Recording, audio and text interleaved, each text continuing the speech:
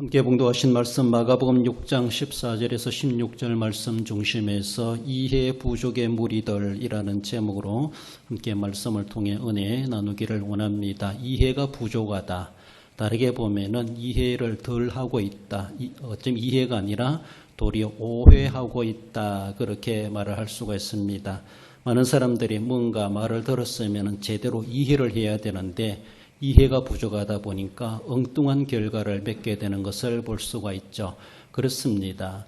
그러니까 우리 한국말은 끝까지 들어봐야 된다 이런 말도 하는데 중간에 듣고 나가버리면은 그 말 가지고 오해를 할 수가 있고 정말로 난데없는 사람을 잘못된 사람으로 취급할 수도 있다라는 것이죠. 그래서 끝까지 들어봐야 되고 잘 새겨 들어봐야 되고 들었을 때 그것이 무엇을 뜻하는 것인가, 무엇을 전달하기 위한 것인가 제대로 잘 알아들어야 되는데 물론 전하는 사람도 잘 전해야 되겠지만은 잘 전해지만은 그러나 잘 알아듣지 못하니까 이해 부족이 되어서 결국은 결과적인 모습에서 엉뚱한 결과를 열매를 맺고 만다라는 것을 본문을 통해서 보여주고 있습니다. 지난주에는 보냄을 받은 제자들을 살펴보았습니다. 12명의 제자들 2명 짝지어서 그렇게 보냈죠. 예수님의 동역자들이었고 예수님이 혼자 다 감당할 수 없는 넓은 지역들, 그래서 제자들을 보내서 예수님을 대리하여 그 책임을 사명을 감당하게 했던 예수님의 협력가들이었고 동역자들이었고 더 나아가서는 예수님이 이제 떠나가시면 그 자리를 메꾸어 다음 세대로 이어갈 그런 계승자들이었죠. 그래서라도 예수님은 현장 실제적으로 그들 하여금 예수님이 하시는 것을 보고 들은 그대로 나가서 주님의 이름의 권세를 가지고 행사하도록 또 그렇게 권세를 주시고 보내셨던 것을 볼 수 있습니다. 그렇습니다. 오늘도 우리를 보내시는 주님의 거룩한 사역에 우리가 동력자가 되어야 되고 그 나라는 지금도 확장되고 있기 때문에 정말 추수할 일꾼을 보내달라 하라라고 말씀하시는 것처럼 어디에 가든 우리 일꾼이 필요한 것이다라는 것을 기억하며 어디든지 우리는 주님 앞에 현장에 쓰임받을 수 있는 우리 모습이 되고 하나님 나라 확장해 가는데 적어나마 일조해 가는 그런 모습, 빈둥거리고 허송세라는 자가 아니라 주님 오실 날이 가까울수록 더욱더 부지런하게 주님이 기하신 일에 참여해가는 우리의 모습들이 되어야 됩니다. 우리가 오늘 본문의 말씀을 통해서 이해를 잘 하지 못했던 사람들을 살펴보지만은 오늘 본문의 말씀을 통해서 우리가 잘 이해해야 할 것이고 이해하는 것은 알미라는 겁니다. 주일 오전에도 말씀드렸지만 하나님을 알아야 된다는 것, 계시의 영과 지혜의 영을 도와해 주시고 내 마음의 눈을 밝혀주셔서 하나님의 행사를 알기를 원하노라. 사도 바울이 에베소 교회를 통해서 기도해 주는 것처럼 정말로 하나님을 제대로 알아야 되지 알지 못하니까 이해 부족이 되어서 오해하게 되고 올바른 믿음을 갖지 못하고 엉뚱한 믿음을 갖게 되는, 그래서 엉뚱한 결과를 맺게 되는 것을 볼 수 있습니다. 어떻게 이해하느냐에 따라서 각자가 결과가 달라질 수가 있다라는 것을 늘 생각하며 우리 주님 앞에 오늘도 주시는 말씀을 통해서 하나님 오늘 주시는 말씀 내가 들을 길을 주시고 깨달을 마음을 주시고 올바르게 이해할 수 있도록 해달라고 주님 앞에 왔을 때 기도했으리라 믿습니다.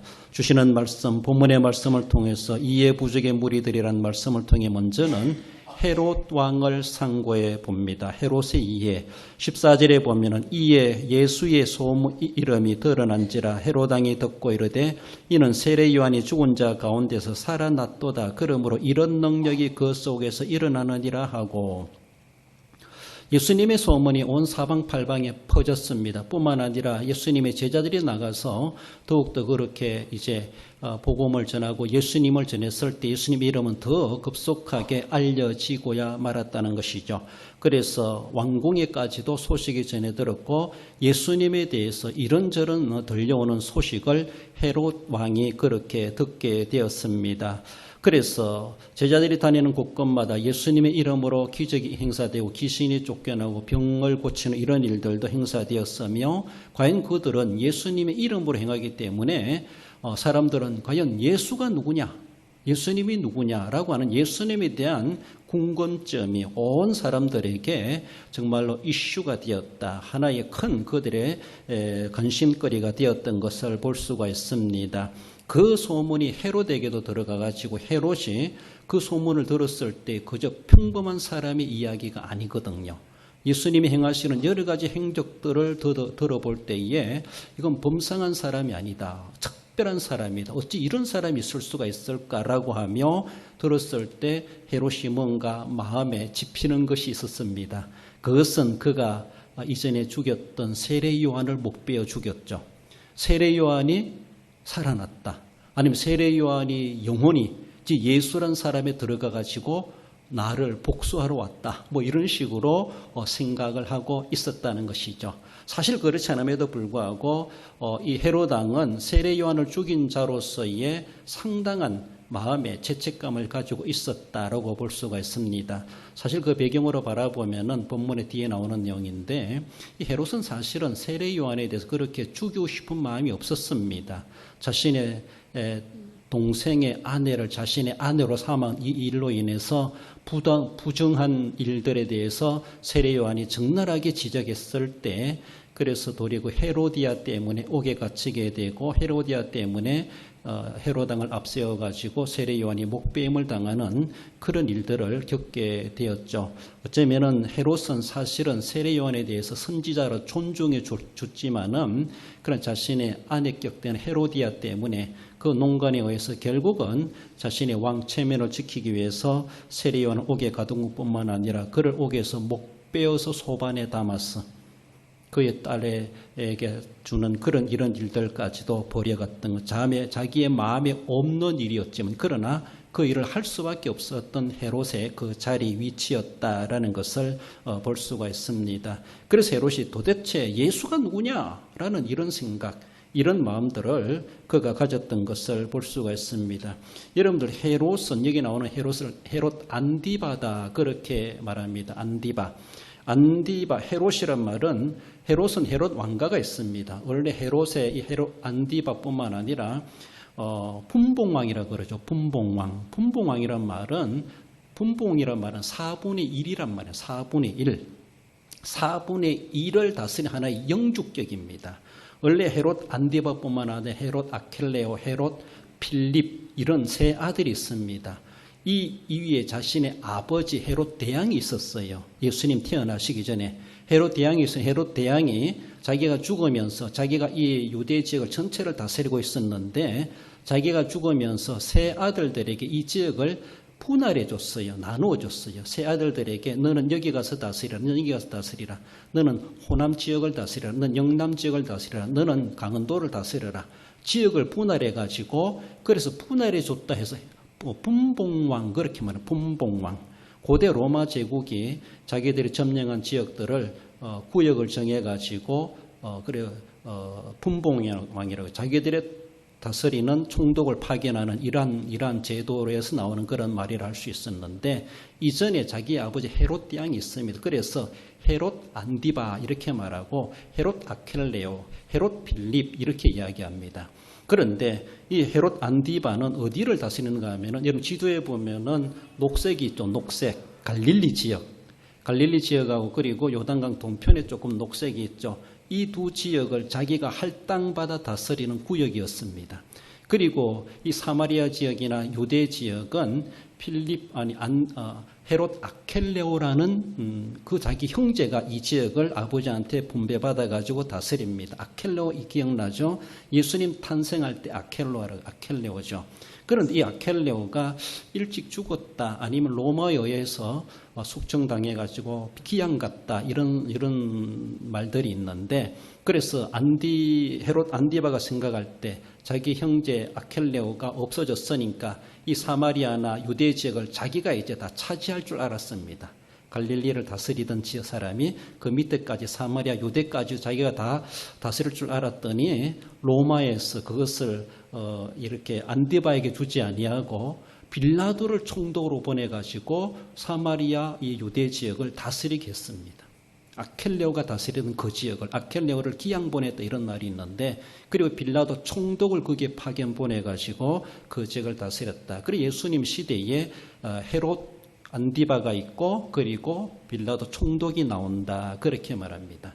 사실 이 헤롯은 갈릴리 지역을 다스리는 그 지역의 영주격입니다. 그래서 왕이란 말도 써주기도 하는데, 그런데 헤롯이 왜 예수님의 십자가 사건에 개입되고 있는가 하면은, 그때의 빌라도는 분명히 유대 지역을 다스리기 때문에 그 지역에 명절도 있고 해서 폭동이 일어날까 봐서도 그렇겠지만, 그리고 또 헤롯 왕도 그 당시 유대 지역에 예루살렘에 와 있었습니다. 왜? 유대인들이 다 예루살렘으로 유월절 지키게 모여들기 때문에 혹여나 폭동이 일어날 위기 있었기 때문에서라도, 그래서 사실은 빌라도와 헤롯이 사이가 별로 안 좋은데 그때는 서로가 친구같이 지냈다 이렇게 하면서 예수님에 대해서 빌라도에게 데려갔다가 너 갈릴리 사람이네, 헤롯에게 보내라 라고 하며, 그래서 헤롯에게 빌라도가 보내기도 하겠죠. 그래서 헤롯도 예수님을 만나보기도 했고, 그리고 결국은 다시 예수님을 빌라도로 데려와 가지고 결국은 사형 선고를 받게 했던 그런 모습. 그래서 예수님을 갈릴리 사람이다라고 해서 헤롯에게 보내라 빌라도 그렇게 한 적이 있습니다. 왜냐하면은 그는 갈릴리 사람이고 갈릴리 지역을 다스리는 통치자는 헤롯이기 때문에 헤롯 안디바였습니다. 바로 오늘 본문에 나오는 헤롯 안디바는 갈릴리 지역을 다스리는 사람입니다. 예수님의 제자들과 예수님의 활동적이 주로 갈릴리 지역이죠. 그러니까 헤롯이 예수님에 대해서 소문을 다 들을 수밖에 없었죠. 그리고 예수님에 대해서 궁금했습니다. 그러면서 예수님에 대해서 그가 생각하기를 내가 죽인 세례 요한이 다시 태어났다, 부활했다 이렇게 생각하기도 하고, 아니면 세례 요한이 영이 예수란 사람에게 들어와 가지고 이렇게 일을 일으키고 있고, 어쩌면은 나를 보복하러 온 것은 아닌가, 이런 자기 스스로의 죄책감에 빠져가지고 몰입돼가지고 예수님에 대해서 그렇게 이해를 하고 있었다는 겁니다. 오늘 본문에 나오는 사실의 내용들은요, 이 헤롯의 신하들이 헤롯 왕이 그렇게 오해하는 것을 겁먹고 있는 것을 풀어주기 위해서, 왕이 아닙니다, 사람들은 엘리야라고 이야기합니다, 선지자 중에 한 사람이라고 합니다, 세례요한이 아닙니다, 이 말을 하는 내용들이 오늘 본문의 내용입니다. 물론 이전에도 예수님이 마태복음 16장에서 보면 가이사랴 빌립보에 제자들이 물었을 때 사람들이 엘리야라고 합니다, 예레미야라고 합니다, 선지자 중에 한 사람이라고 합니다, 세례 요한이 영이 나타났다 이런 식으로 막 겁먹고 있으니까 세례 요한을 헤롯 왕을 조금 안정시키기 위해서 이렇게 신하들이 하는 내용, 대화 내용이다라고 볼 수가 있습니다. 아무튼 분봉왕 헤롯은 제대로 예수님에 대해서 인식을 하지 못했다. 자신의 불안감에 사로잡혀 있고, 자신의 과거에 정의를 외쳤던 세례 요한을 그렇게 죽인 것에 대해서 어쩔 수 없는 상황이었다고 하지만, 그러나 오늘 본문에서도 내가 못 뺀 이런 말, 내가 못 뺀, 그렇습니다. 자기가 못 뺀 거예요. 자기의 책임을 지금 가지고 책임의식을 하고 있는 헤롯이죠. 거기에 대해 상당히 마음이 무거운 짐을 지고 살아온 사람이 아니겠는가. 그러면서 난데없는 예수란 사람이 나타나서 엄청난 일들을 벌여가는 모습을 보면서 그는 세례 요한을 연상하는 거예요. 세례 요한이 그 전에 그렇게 강한 사람이었고 그런 일을 행할 수 있는 위대한 선지자였는데 내가 못 빼었는데 라고 하며 그가 다시 살아났구나, 그의 영이 들어가서 저렇게 역사하고 있구나라고 하며 상당히 거기에 매몰돼 가지고 다른 생각 못하고 자기의 막 엄습해오는 두려운 공포 속에 예수는 어떤 사람일까? 라고 하며 자기가 말하는 것을 말하는데, 결국은 세례 요한이 부활했다 이런 식으로만 이해해버리고 말았다는 것이죠. 예수님에 대해서 제대로 이해하지 못했다는 겁니다. 어쩌면은 하늘에서 하나님 아버지께서 약속하신 메시아로 이 땅에 오셨고 인류를 구원하시기 위해서 우리 모든 대속의 제물, 우리 죄를 대속하시기 위해서 대속의 제물 되시기 위해서 오셨다는 사실에 대해서 진정한 구세주로 알아보지를 못했다라는 것입니다. 만나보기를 원했죠. 그러면서 계속 소식만 들으면서 예수님에 대해서 이해를 제대로 하지 못했다라는 것이 얼마나 안타까운 모습인가라는 것입니다. 헤롯도 주님에 대해서 바른 지식을 가질 수 있는 그런 기회, 예수님의 소문을 들었을 때에 올바른 믿음을 가졌다라면, 우리 앞에서 살펴보았던 것처럼 혈루증 걸린 여인이나 또 야이로라든가 예수님에 대해서 어느 정도 믿음을 가지고 그들은 구원받을 것을 소망했던 그런 믿음을 가졌던 사람들도 있는데 예수님에 대해서 소문을 들으면서도 제대로 인식하지 못하고 이해하지 못함으로 결국은 예수님을 구세주로 영접하지 못하는 그런 이해가 부족하니까 믿음이 제대로 서지 못하고 믿음이 잘못되어 있으니까 결국은 잘못된 결과를 맺고야만 하는 그런 모습이 되고야 말았다라는 것을 보여주고 있습니다. 여러분 우리도 살아가다 보면은 어떤 세상 일이나 자신의 감정 일이나 또 인간관계라든가 주어진 어떤 형편, 어쩌면 어떤 심한 질병이 허덕인다는 거기에 몰입되어 있으면요.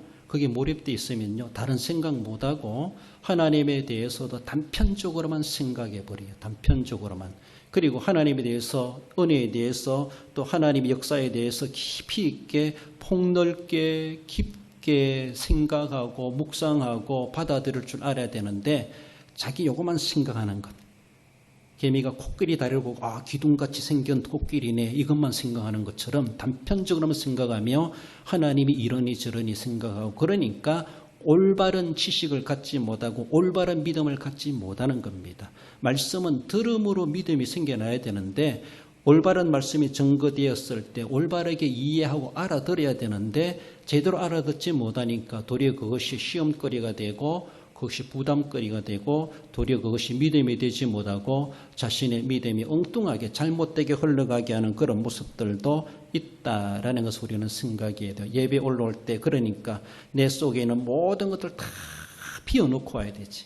뭔가 엉어리지고 뭔가 가득 차고 와가지고 하면은 거기에 매몰돼가지고 하나님의 말씀 그렇게만 이해하고 생각하고 자기 마음대로 잣대로 칼로 잘라내버리고 삐져내버리고 그래가지고 들을 것만 듣고 제대로 알아듣지 못하고 도리어 말씀을 들으면서도 오해하고 돌아가가지고 상처받고 시험 들고 이런 일들이 있을 수가 있다는 것이죠.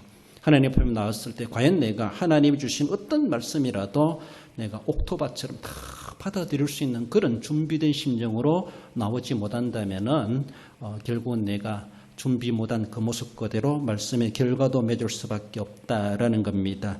이해는 지식을 낳고 지식은 믿음을 낳게 되어져 있습니다. 그러므로 제대로 이해해야 되고 제대로 알아야 되고 제대로 아는 대로 하나님을 믿을 수 있어야 됩니다. 그래서 우리가 기도할 때 이해의 폭과 깊이와 넓이를 더하사 믿음을 갖게 하옵소서. 이해의 폭과 깊이와 넓이를 더해 주시옵소서.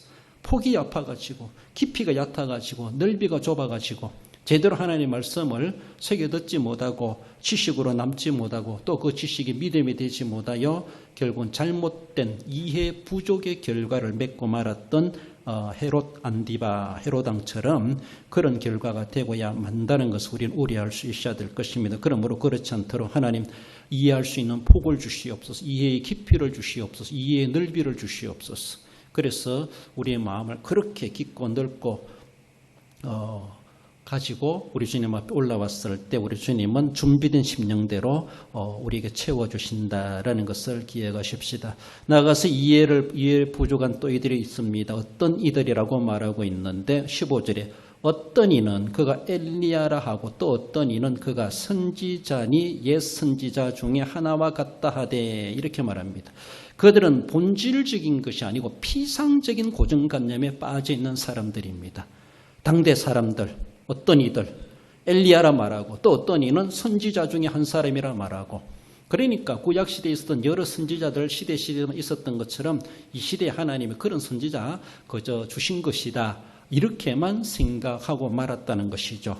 그러니까 그들도 예수님에 대해서 메시아로 인정하지 못하고 그저 구약시대 시대마다 하나님이 보내주신 선지자 중에 한 사람 이 시대 하나님이 그렇게 우리에게 필요해서 세우신 선지자겠지 그렇게만 생각했다고 하는 것이 그들의 생각이 짧았다라는 것입니다. 엄청난 오해라고도 볼 수가 있습니다. 진짜 하나님이 주셨음에도 불구하고 그들은 메시아 대망 사상을 가지고 있습니다. 그들이 정말 늘 기도하는 것은 메시아를 보내주셔서 메시아를 보내달라고 하면서도 엘리야 수준으로 보고 예레미야 수준으로 보고 시대마다 보내주신 선지자 한 사람으로 보는 그 수준입니다. 진짜 보내줬는데도 진짜 메시아로 알아보지 못하는 그들의 무지의 소치를 보여주고 있죠. 그렇습니다. 그는 먼저 엘리야라고 예상했다고 하는 것을 말씀하죠. 또 그렇게 할 수 있는 것이 뭔가 하면은 말라기 선지자나 앞서 있던 세례 요한이 그렇게 또 유사하게 예언을 하기도 했습니다. 당대 많은 사람들은 예수님의 활동이 엘리야와 같다 이렇게 보게 됐습니다. 그래서 유대인들의 전성에 의해서도 정말로 예수님이 나타나셨을 때 시대의 선지자나 더 나아가서는 말라기 선지자가 예언했던 것처럼 엘리야를 보내겠다 말씀하시는데 엘리야가 아니겠는가 이렇게 보는 것이죠. 말라기 4장 5절에 보면은 보라 여호와의 크고 두려운 날이 이르기 전에 내가 선지자 엘리야를 너에게 보내리니 엘리야를 보내리니 엘리야는 고대 왕정시대에 있었던 한 사람의 선지자였죠. 아합 왕시대에 있었던 그렇지 않습니까? 그런데 또 말라기 시대에 와가지고 말라기 시대는 포로 귀환하고 나서 예수님 태어나기 약 400~500년 전의 사람입니다. 예수님 태어나기 전 400년 전의 사람이 엘리야를 보내시겠다. 하나님이 그렇게 말씀하셨다는 겁니다. 그러니까 400년 이후에 어쩌면은 세례 요한을 보면서도 엘리야였는가? 세례 요한이 죽었습니다. 예수님을 보면서 엘리야인가? 라고 엘리야로 정도로 그렇게 봤다라는 것이죠. 그 엘리야를 사실은 하나님은 엘리야라는 이름을 하지만은 하나님이 보내시는 메시아라고 하는 것을 상징해 주는데 그들은 제대로 이름 그대로만 생각했지 그 엘리야라는 이름 속에 주셨던 메시아라고 하는 그 정체성에 대해서는 그들은 제대로 알지를 못했고 그러니까 본질이 아닌 피상적인 지식으로만 가지고 선지자 예수님을 선지자의 한 사람으로 보고 있었던 것이 그들의 이해의 부족이었다는 겁니다. 하나님의 말씀을 깊이 있게 묵상하고 거기에 주시는 말씀의 본질이 무엇인가를 알아야 되는데 그저 문자적으로만 그저 전해 들여오는 그런 전설로만 설화로만 그렇게 알고 있는 것. 마가복음 1장 7절에 세례요한은 그렇게 말하죠. 그가 전파이르되 나보다 능력이 많으신 이가 내 뒤에 오시나니 나는 굽혀 그의 신발끈을 풀기도 감당하지 못하겠노라. 세례요한이 죽기 전에 이런 예언을 했습니다. 내 뒤에 오시는 이가 있다. 그분은 엄청난 분이신데 나는 그에 비교할 사람이 아니다. 엄청나신 분이다. 그러면서 세례요한은 목을 베임을 받고 죽었습니다. 그리고 예수님이 나타났습니다. 그러니까 헤롯으로부터 유대 사람들이 세례요한이 그렇게 예언했던 것이 저 사람인가? 과연 저분이 어떤 사람인가? 그리고 또 말라기 선지자는 엘리야라고 말하니까 엘리야인가? 그래서 엘리야 이름이 거기서 그렇게 또 나오는 겁니다. 내 뒤에 오시는 분이 과연 어떤 분이신가? 세례요한이 속 시원하게 메시아가 오실 것이다 이렇게 했으면 얼마나 좋겠습니까? 그러나 직설적으로 그 이름을 밝히지 않고 엄청나신 분같이 그렇게 암시적으로만 예언하고 세례요한은 사라져 버렸어요. 그러니까 사람들은 그 본질을 제대로 알아보지 못하고 피상적인 고정관념에 쌓여가지고 예수님을 메시아로 하나님이 보내신 메시아로 인정하지 못했다. 알지를 못했다라는 겁니다. 그들의 이해가 부족했고 그들의 지식이 그렇게 잘못된 지식이었고 결국은 잘못된 지식 때문에 나중에 예수님을 십자가에 못 박으라 그 하는 일까지도 그들은 그렇게 가담하게 되었던 것을 볼 수가 있죠. 잘못 안다는 그 결과는 엄청난 문제를 일으킬 수가 있습니다. 내가 걷잡을 수 없을 정도로 결과가 생산될 수 있다고 하는 것을 우리는 알아야 될 것입니다. 엘리야로 그들은 오해했습니다. 나아가서는 선지자 한 사람으로 오해했죠. 모세도 예언했습니다. 신명기 15장 18절 읽어봅시다. 18장 15절입니다. 내 하나님 여호와께서 너희 가운데 내 형제 중에서 너를 위하여 나와 같은 선지자 하나를 일으키리니 너희는 그의 말을 들을지니라. 그렇습니다. 나와 같은 선지자 하나를 일으키리니 이것은 결국은 이 모세가 예언했던 것은 정말로 하나님이 보내시는 유일하신 구세주 메시아를 이야기하고 있습니다. 그런데 이 사람들은 자꾸 선지자 개념적으로만 시대마다 하나님이 보내신 선지자 중에 한 사람으로 이렇게만 여겨왔던 사람들. 그 구약의 사람들은 선지자가 있다는 것에 대해서 이해를 하고 있습니다. 시대마다 하나님이 필요해서 선지자를 세우신다는 것도 그들은 역사적으로 이미 경험적으로 알고 있습니다. 그러니까 오늘 이 시대에도 말라기 선지자가 거치고 나서 400년의 세월 동안에 제대로 된 선지자를 보지 못했습니다. 그 메시지를 들어본 적이 없습니다. 그런데 세례요한이 나타났다가 짱 하고 끝내버렸습니다. 그리고 예수님이 나타나셔서 세례요한 이상으로 능력을 행사하면서 전국을 떠들썩거리게 그렇게 만드는 예수님의 행보를 바라보며 그들은 또 놀랄 수밖에 없죠. 놀라긴 놀랐지만 그러나 하나님이 시대마다 보내시는 선지자 중에 한 사람 정도다. 이렇게만 보았던 것이 그것이 이해의 부족이었습니다. 그것이 또한 오해가 되었고 결국은 메시아로 인정하지 못하는 결과를 낳고야 말았다라는 것입니다. 예수님은 한 시대마다 하나님이 세우신 그런 선지자 그것만이 아니죠. 선지자요 왕이시요 제사장으로 이 땅에 그리스도로 오셨다는 것을 그들은 분명히 알아야 되는데 실제적인 예수님을 한 분의 선지자 정도로만 봤다는 것이죠. 맞습니다. 선지자 맞아요. 그러나 선지자로만 보면 안 되죠. 그를 대제사장으로 봐야 되고 왕으로 봐야 되죠. 삼중직을 가지신 그리스도이시죠. 그래서 그리스도 이렇게 말하는 것이죠. 자기들이 볼 때는 시대에 대제사장이 있어요. 그리고 왕도 있어요. 총독도 있어요.